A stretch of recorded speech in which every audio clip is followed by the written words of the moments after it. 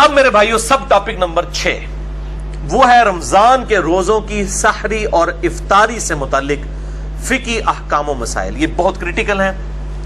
کل انشاءاللہ تعالی ہماری پہلی سحری بھی ہوگی انشاءاللہ تعالی یوم تکبیر کے دن 1998 میں 28 مئی 1998 کے دن پاکستان نے اٹامک بلاسٹ کیے تھے. یوم تکبیر ڈکلیئر ہوا, تو کل یوم تکبیر والے دن 19 سال کے بعد یوم تکبیر والے دن ہمارا الحمدللہ 1438 ہجری کا رمضان مبارک کا پہلا روزہ پاکستان میں انشاءاللہ ہوگا.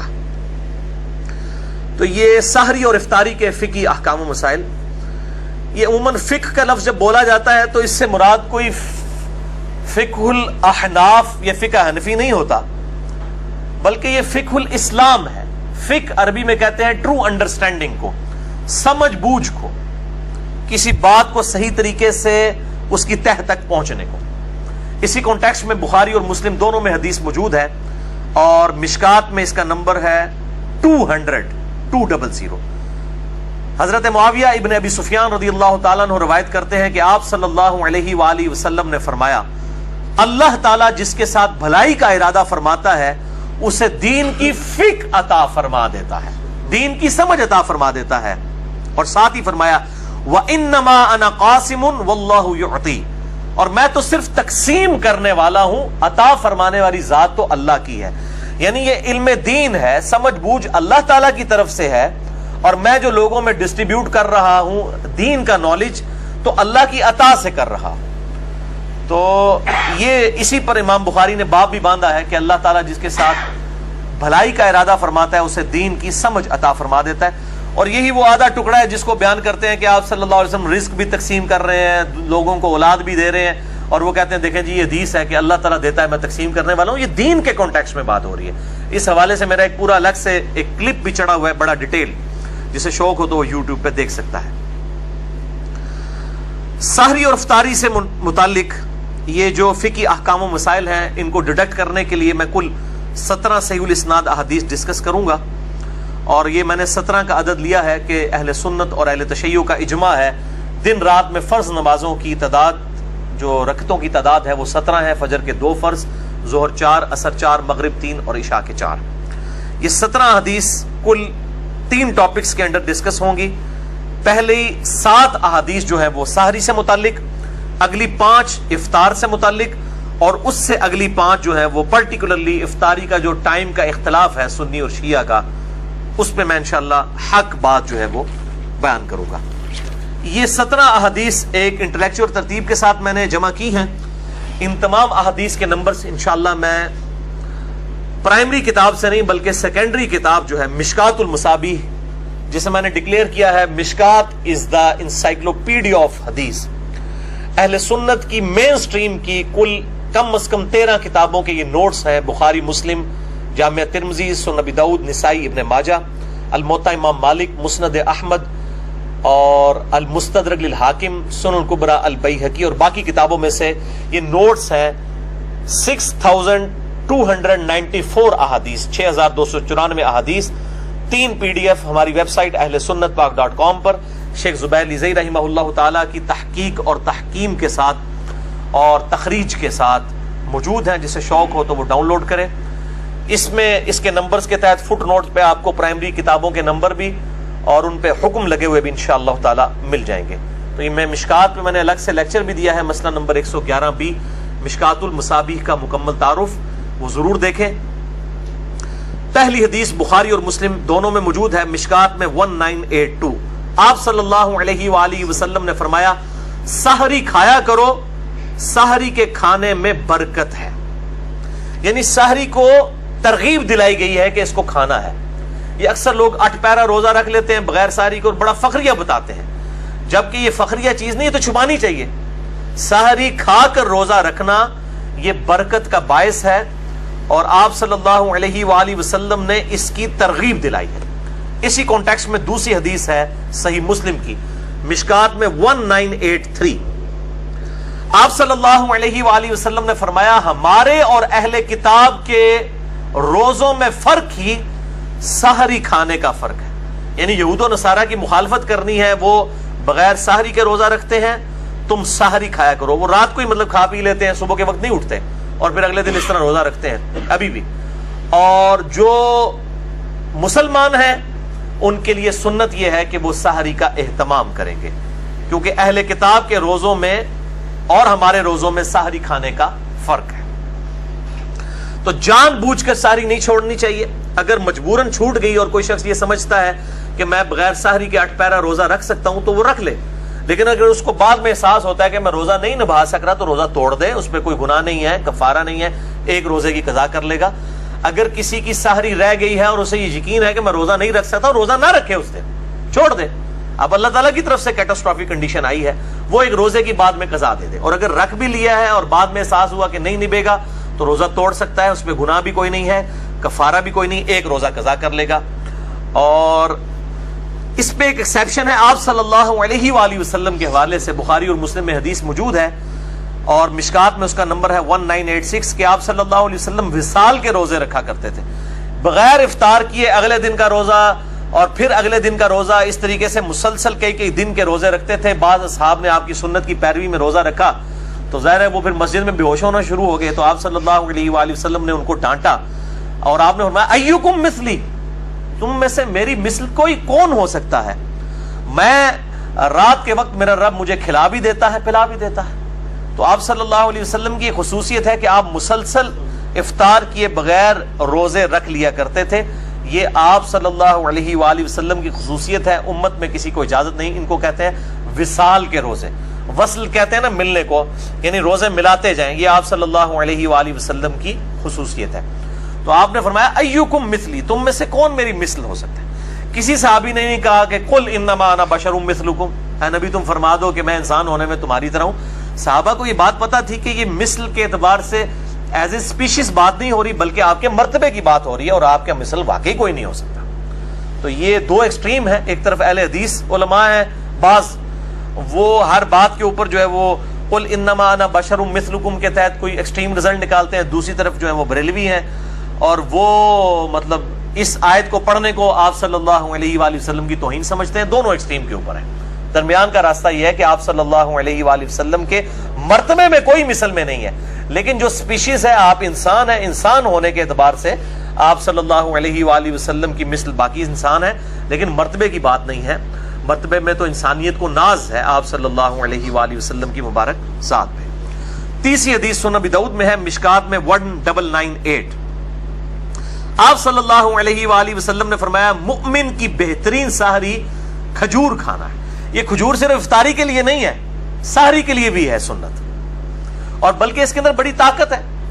ایک کھجور کے اندر آپ سمجھ لیں تقریباً 2 روٹیوں کے برابر کیلوریز موجود ہوتی ہیں طاقت کے اعتبار سے. تو سحری کے وقت کھجور کھا لی جائے طاقت کے لیے بڑی اچھی چیز ہے. اور دوسرا اگر دہی کا استعمال کیا جائے تو پھر دن کے وقت پیاس کے معاملے میں اللہ تعالیٰ کی طرف سے عافیت رہتی ہے. یہ فزیکل فینومینا آف نیچر ہے, جو لوگ دہی کا اہتمام کرتے ہیں سحری کے اندر, پھر دن کے وقت پیاس کے معاملے میں ان کے لیے آسانی ہو جاتی ہے.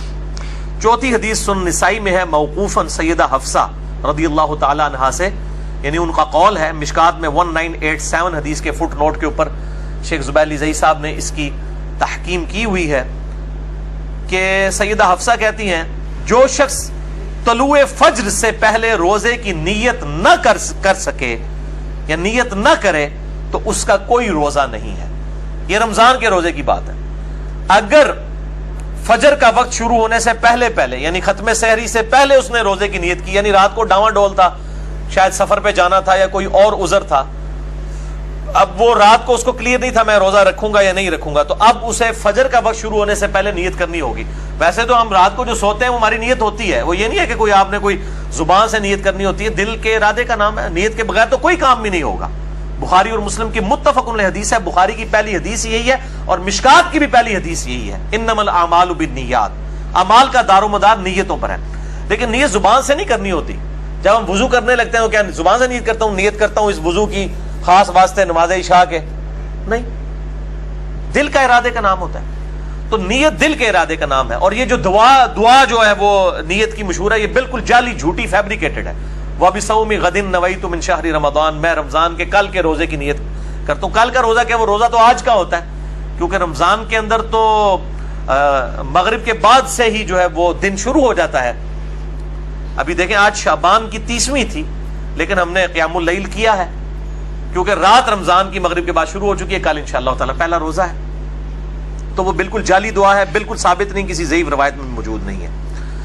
تو یہ فرض روزے کی نیت رات کو ہونا وہ ڈیفالٹ میں ہوتی ہے, یہ ضروری ہے.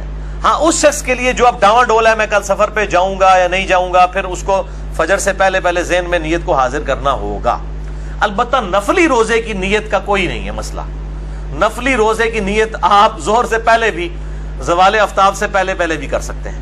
اسی کانٹیکسٹ میں صحیح مسلم میں حدیث ہے مشکات میں 2076 کہ ام عائشہ رضی اللہ تعالیٰ عنہ کہتی ہیں کہ آپ صلی اللہ علیہ وآلہ وسلم بسا اوقات گھر تشریف لاتے اور پوچھتے کچھ کھانے کے لیے ہے, ناشتے کے لیے, تو میں کہہ دیتی یا رسول اللہ کچھ بھی نہیں. تو آپ فرماتے چلو ٹھیک ہے میں آج پھر روزہ رکھ لیتا ہوں, یعنی بغیر کھائے پیے, اور نیت بھی اس وقت کی نفلی روزے کی. اور سیدہ عائشہ کہتی ہیں آپ روزہ رکھ لیتے اور بسا اوقات کسی کی طرف سے کوئی گفٹ آ جاتا ناشتے کے طور پر, تو آپ صلی اللہ علیہ وسلم اسی وقت اپنا روزہ افطار بھی کر لیتے کہ چلو ناشتہ آ گیا تو روزہ توڑ بھی دیتے, اور پھر نفلی روزہ ظاہر توڑ دیں گے, اس کی نہ کوئی قضا ہے نہ کوئی کفارہ ہے. یہ حنفیوں کا بالکل باطل موقف ہے. جو عبادت خود نفلی ہے اس کا قضا اور کفارہ کیسے ہو سکتا ہے, واجب تو ہے نہیں ہے. تو نفلی روزہ کو جان بوجھ کے بھی توڑ دے, نہ قضا ہے نہ کفارہ ہے نہ کوئی گناہ کا کام ہے. البتہ فرض روزہ اگر کوئی جان بوجھ کر توڑے گا تو میں پچھلی دفعہ اس کے کفارے کے حوالے سے ڈسکشن کر چکا ہوں. تو یہ نفلی اور فرض روزوں کا فرق سمجھیے گا. 5ویں حدیث بھی بخاری اور مسلم دونوں میں ہے, مشکات میں 2001. ام عائشہ رضی اللہ تعالیٰ عنہ کہتی ہیں کہ آپ صلی اللہ علیہ وآلہ وسلم احتلام کی وجہ سے نہیں بلکہ کسی اور وجہ سے, اور سیدہ عائشہ نے یعنی وہ پردے میں بات کی, یعنی میاں بیوی کے ازدواجی تعلق کی وجہ سے آپ صلی اللہ علیہ وآلہ وسلم جب طلوع فجر اس حال میں کرتے کہ آپ جنوبی ہوتے, یعنی آپ پر غسل فرض ہوتا. اب احتلام والا معاملہ تو اس سے بھی زیادہ کریٹیکل ہے, وہ تو انسان کے اختیار میں بھی نہیں ہے.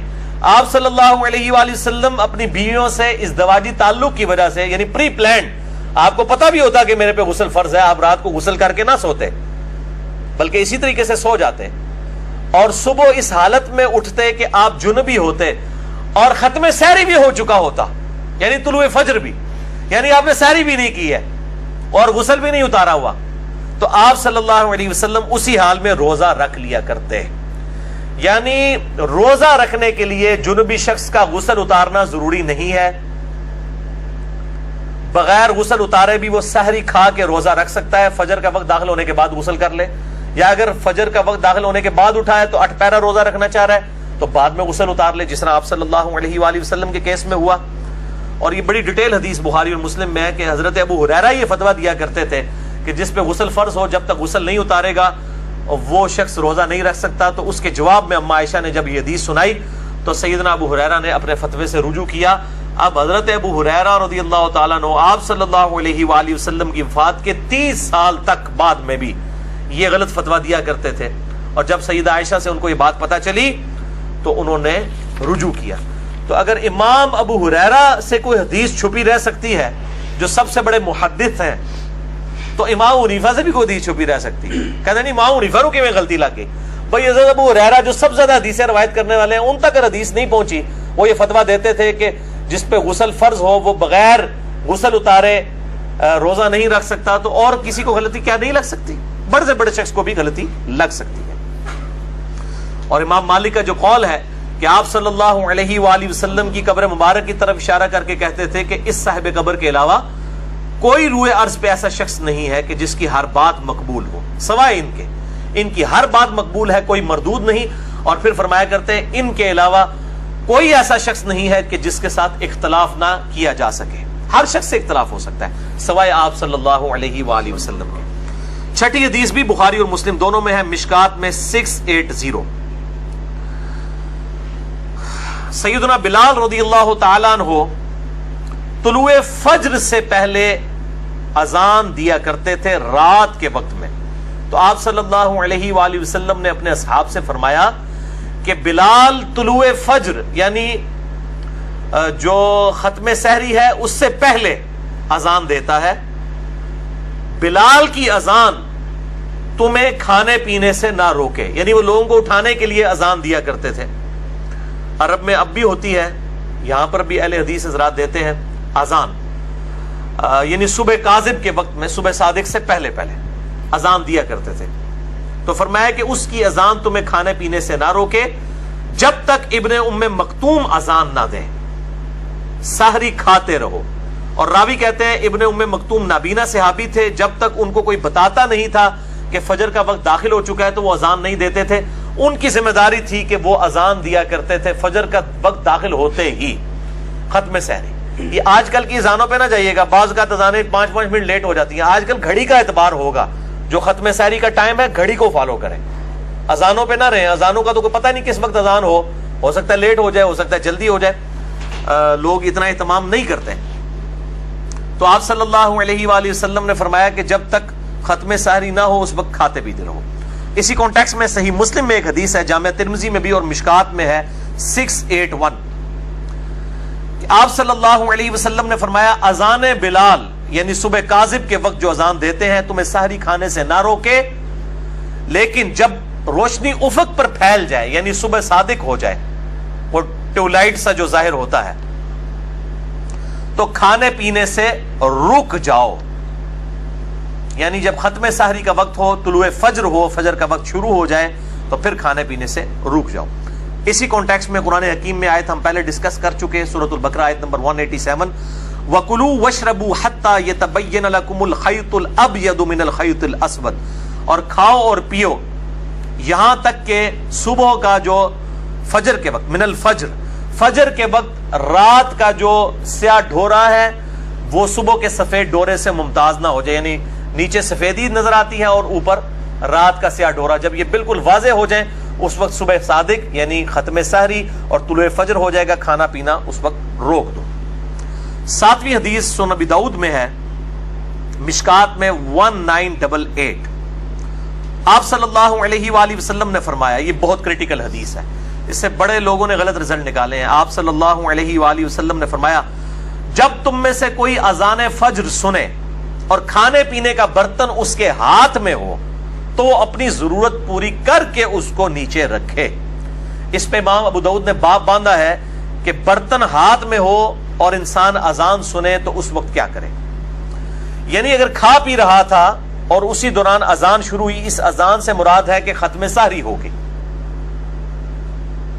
تو پھر وہ جو ہاتھ میں کھانا موجود ہے سامنے برتن میں اور پانی، اس سے فوراً سحری اپنی مکمل کر لے. لیکن یہ اس صورت میں ہے کہ وہ آلریڈی سحری کر رہا تھا. یہ نہیں کہ ایک بندے نے روٹین بنائی ہوئی ہے کہ وہ آخری 2 منٹ میں اٹھ کے سحری کرتا ہے، اس کے لیے نہیں ہے، کیٹاسٹروفک کنڈیشن کے لیے. اور بعض لوگ تو ایسے ہیں جو مطلب آدھا گھنٹہ پہلے سحری کر لیتے ہیں پھر انتظار میں بیٹھے رہتے ہیں. جیسے ہی اذان شروع ہوتی ہے کہتے ہیں پانی پی لو، جلدی پانی پی لو. وہ روزہ توڑ رہے ہوتے ہیں، وہ افطاری کر رہے ہوتے ہیں، وہ سحری نہیں کر رہے ہوتے. ان کو بتا دیں آپ افطاری کر رہے ہیں، روزہ تو آپ رکھ چکے تھے، اب آپ نے فجر کے وقت ہی افطار کر لیا اس کو، یعنی روزہ توڑ دیا. میں نے خود یہ آبزرو کیا ہے، 2008 کی بات ہے، میں ایک اہل حدیث مسجد میں اعتکاف بیٹھا اسلام آباد میں. وہاں پہ اجتماعی اعتکاف ہوتا تھا، 500-600 بندے جو ہیں وہ اعتکاف کرتے تھے. تو وہاں میں نے یعنی یہ چیز آبزرو کی کہ لوگ سحری پہلے ہی کر کے فارغ ہو جاتے تھے، پھر 15-20 منٹ تک گپے مارتے رہتے تھے، اور جیسے ہی اذان شروع ہوتی تھی سارے کولر کی طرف بھاگتے تھے. تو میں نے پھر بڑا شور ڈالا کہ میرے بھائی یہ آپ اس طریقے سے چیزوں سے رزلٹ نکالیں گے؟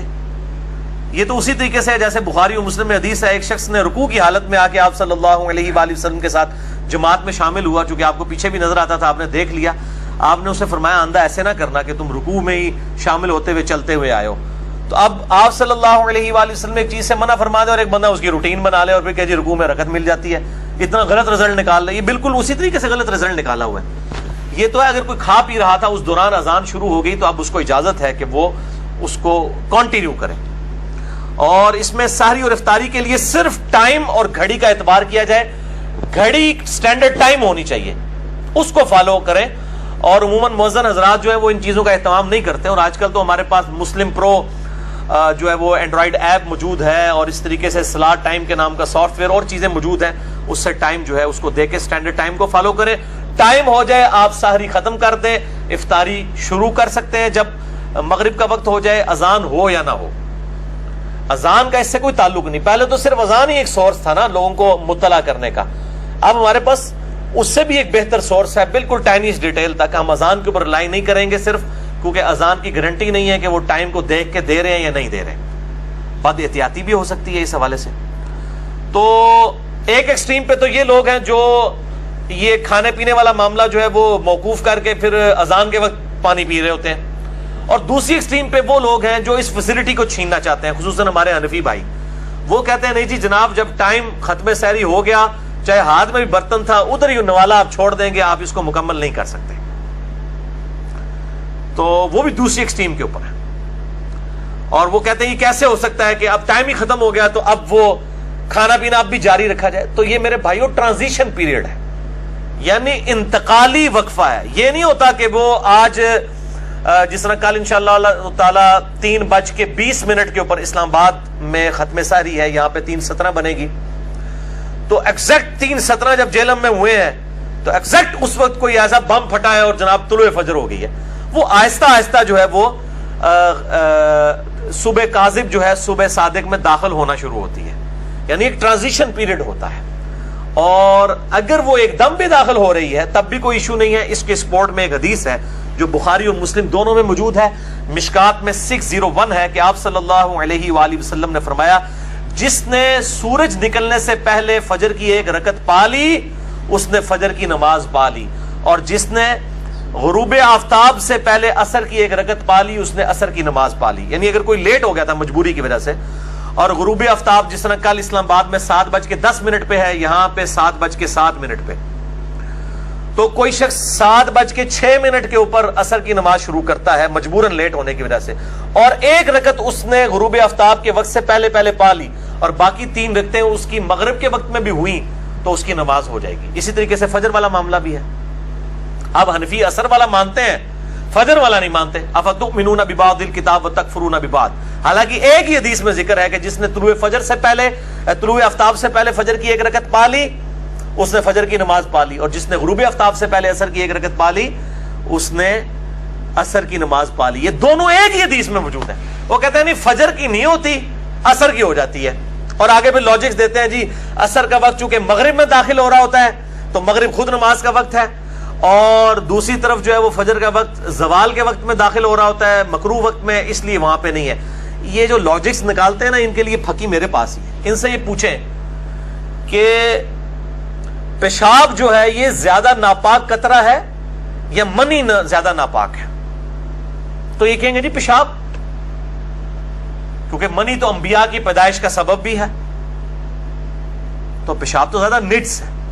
لیکن پیشاب کے نکلنے سے غسل فرض نہیں ہوتا اور منی کے نکلنے سے غسل فرض ہو جاتا ہے. اب ان کی ڈاکٹرائن مان لی جائے تو پیشاب کے بعد بھی غسل فرض ہونا چاہیے, کیونکہ انٹینسٹی زیادہ ہے نا پیشاب کی پلید ہونے کی. یہ میں نے پکی اینٹی وائنم الزامی جواب دیا ہے جو یہ کہتے ہیں کہ نہیں جی عصر کی نماز ہو جاتی ہے, فجر کی اگر کسی نے ایک رکعت پا لی اور اس کے بعد سورج نکلنا شروع ہوا تو وہ اس کی نماز نہیں ہوگی, دوبارہ ہی پڑھنی پڑے گی. تو یہ بالکل غلط ہے. اس حدیث کے تحت میرا اجتہاد اور قیاس ہے اس حدیث کو جو ابو داؤد کو سپورٹیو ہے مشکات میں 1988 کہ اگر کسی کے ہاتھ میں برتن ہے اور اس دوران اذان شروع ہوئی ہے تو وہ کھانا پینا وہ فوراً اپنا مکمل کر لے. یہ نہیں ہے کہ 20 منٹ اذانیں ہو رہی ہے تو وہ اٹھے ہی اذانوں کے وقت. آج کل اذانیں بھی بڑی لمبیاں ہوتی ہیں, وہ کہتے ہیں آخری اذان تک کھاندے رہو. آخری اذان نہیں پائی جی, ایک اذان جیڑی اس ٹائم دے وچ ہوئی ہے ایگزیکٹ اس وقت جو سٹینڈرڈ ٹائم کے مطابق, اس اذان کے اندر اندر آپ نے کھانا پینا مکمل کرنا, یعنی 1-1.5 منٹ کے اندر اندر اپنا آپ کو مکمل کریں. بالا ہم تو اس طرح کی کوئی حرکت نہیں کرتے, نہ رسک لیتے, ہم تو 10 منٹ پہلے ہی روزہ بند کر دیتے ہیں. اتنا رسک لینے کی کیا ضرورت ہے کہ بالکل آپ ایج کے اوپر جا کے سحری والا معاملہ کرنا شروع کر دیں. اب میرے بھائیوں اگلی 5 احادیث افطار سے متعلق ہیں. پہلی حدیث جامعہ ترمذی, سنن ابی داؤد, سنن ابن ماجہ, مسند احمد میں ہے, مشکات میں 1990.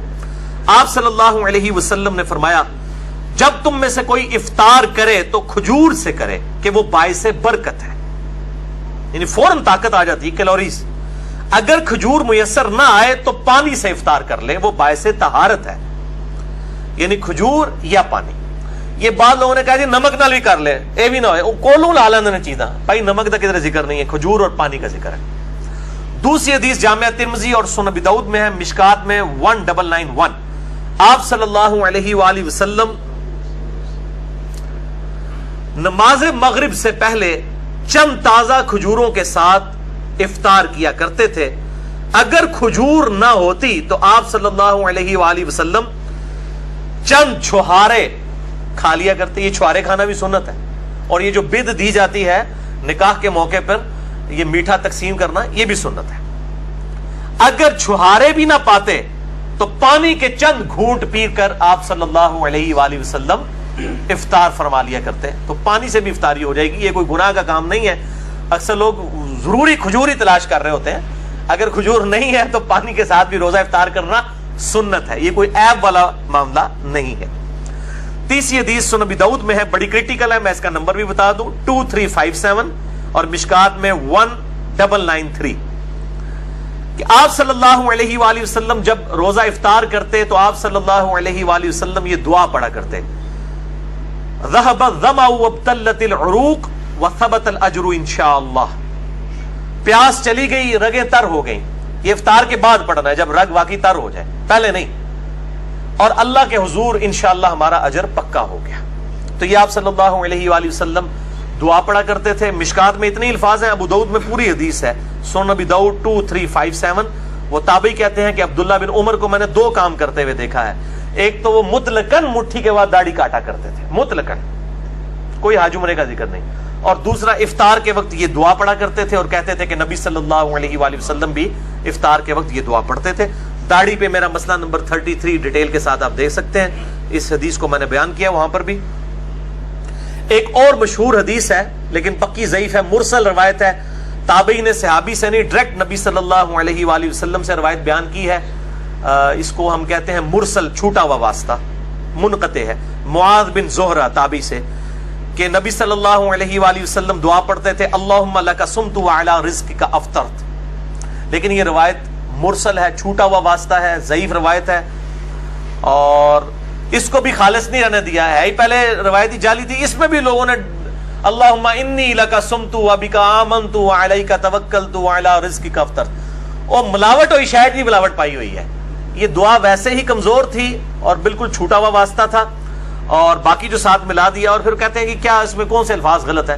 بھائی بخاری اور مسلم دونوں میں حدیث موجود ہے. بخاری میں 247 ہے اور مسلم میں 6882. ایک صحابی کو آپ صلی اللہ علیہ وسلم نے دعا تعلیم فرمائی, اس میں الفاظ تھے بنبیک الذی ارسلت, میں ایمان لایا اس کتاب پر جو تو نے اپنے نبی کے ساتھ نازل کی. اس صحابی نے دعا میں پڑھ دیا برسولک, میں اس کتاب پر ایمان لایا جو تیرے رسول کے ساتھ نازل ہوئی. رسول سپرلیٹو ڈگری ہے, نبی تو چھوٹی ڈگری ہے. اس نے نبی کے الفاظ کو رسول کر دیا, اعلیٰ کام کیا, نیکی کا کام. لیکن آپ صلی اللہ علیہ وآلہ وسلم نے فرمایا بنبی کا کہو, وہی کہو جو میں نے تعلیم فرمایا ہے. یعنی بنبی کا کو برسولی کا بھی نہیں پڑھ سکتے. یہ جائے کہ بندہ خود سے جی وہ واقعنا عذاب القبری, واقعنا عذاب الحشری, پتہ نہیں کیا کچھ داخل کیا ہوا ہے. قرآن میں دعا آئی ہوئی ہے میرے بھائیوں, سورۃ البقرہ میں, بخاری اور مسلم میں موجود ہے, ربنا آتنا فی الدنیا حسنۃ وفی الآخرۃ حسنۃ وقنا عذاب النار. یا بخاری اور مسلم میں ہے اللہم ربنا آتنا فی الدنیا حسنہ وفی الآخرۃ حسنۃ وقنا عذاب النار. دنیا میں سب کچھ دنیا آ گیا, آخرت میں قبر آخرت کی منزلوں میں سے پہلی منزل ہے. بخاری اور مسلم میں حدیث ہے وقنا عذاب النار, وقنا عذاب النار, ربنا آتنا فی الدنیا حسنہ وفی الآخرۃ حسنہ. آخرت کی حسنہ ہونے میں عذاب قبر سے بھی, عذاب محشر سے بھی, اور اسی طریقے سے پل صراط, یہ ساری چیزیں وفی الآخرۃ حسنہ میں آتی ہیں. اور واقعی عذاب النار میں تو الٹیمیٹ کامیابی آ گئی الحمدللہ. چوتھی حدیث شعب الایمان امام بیہقی کی کتاب میں ہے, اور شرح السنہ امام بغوی کی کتاب میں, اور مشکات میں 1992 ہے.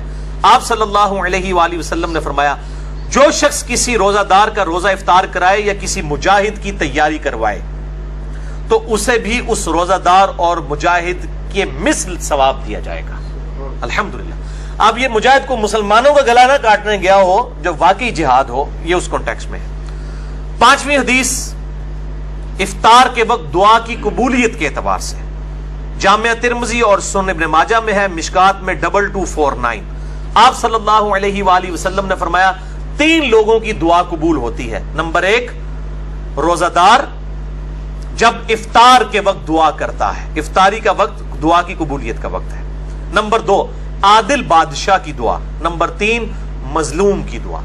بال اس میں کئی ڈیٹیلز ہیں. مسئلہ نمبر 82 میرا دیکھ لیں. دعا کی قبولیت کن معاملات میں نہیں ہوتی اور کئی معاملات میں ہو جاتی ہے اور کیا ایشوز ہوتے ہیں، وہ الگ سے ایک ٹاپک ہے.